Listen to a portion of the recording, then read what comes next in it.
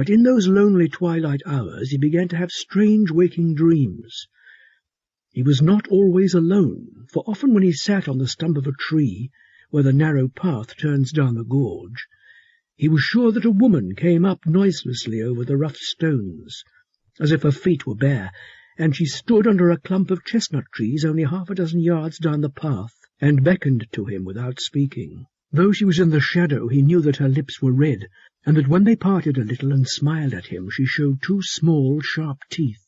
He knew this at first rather than saw it, and he knew that it was Christina, and that she was dead. Yet he was not afraid. He only wondered whether it was a dream, for he thought that if he had been awake he should have been frightened.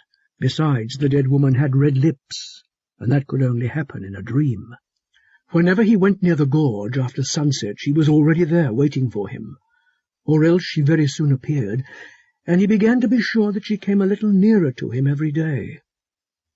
At first he had only been sure of her blood-red mouth, but now each feature grew distinct, and the pale face looked at him with deep and hungry eyes. It was the eyes that grew dim. Little by little he came to know that some day the dream would not end when he turned away to go home, but would lead him down the gorge out of which the vision rose. She was nearer now when she beckoned to him. Her cheeks were not livid like those of the dead, but pale with starvation, with the furious and unappeased physical hunger of her eyes that devoured him.